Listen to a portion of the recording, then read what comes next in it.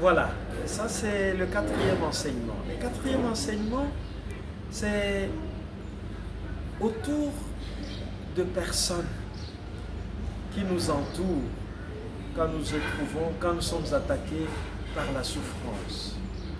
Et dans les livres de Job, à la fin du deuxième chapitre, il y a, disons, 4 personnages. Le premier personnage, c'est sa femme, la femme de Job. Sa femme, quand il voit son mari souffrir, assis sur la cendre, quand elle sait qu'ils ont perdu tout ce qu'ils avaient, voilà ce que la femme dit à Job. Tu persistes encore dans ton intégrité. Maudis Dieu et meurs. Voilà les conseils que la femme prodigue à Job. Mais écoutez alors la réponse de Job.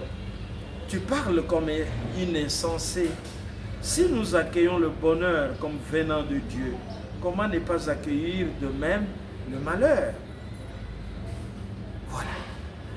Job dit à sa femme, mais écoute, si nous accueillons le bonheur, nous avons eu beaucoup de biens, nous avons eu des enfants, nous nous sommes réjouis. Et maintenant qu'il y a des situations difficiles qui arrivent, pourquoi devrions-nous nous fâcher contre Dieu? Puisque la femme de Job dit à son mari de maudire Dieu et de mourir. C'est que Job refuse. Ça, c'est le premier personnage. Le deuxième personnage, il y a 3 amis de Job qui apprennent que leur ami est dans le malheur. Et ils arrivent, chacun de son pays, c'est Eliphaz, Bildad et Sophar. Et ils se sont arrangés pour venir visiter leur ami. Et ils sont restés aussi avec Job. C'était sûrement leur coutume. 7 jours et 7 nuits, ils restent aussi assis par terre auprès de leur ami. Et à la vue d'une si grande douleur, personne n'osait lui dire un mot. 2 choses aujourd'hui, attention. Les personnes avec qui nous restons peuvent être la voie de notre propre perdition. Voilà les conseils que la femme donne à son mari. Il ne l'encourage pas, au contraire.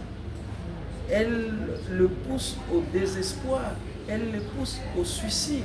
Heureusement que Job a résisté à cette tentation de maudire Dieu et de mourir. Mais il y a aussi ces 3 amis qui observent une belle attitude. Une belle attitude. Nous verrons par l'après que ça va changer. Mais cette attitude est belle.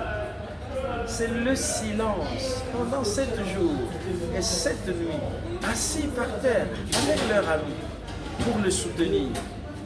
Je pense que le silence est l'attitude la meilleure quand nous sommes devant la souffrance des personnes que nous connaissons ou nous ne connaissons pas.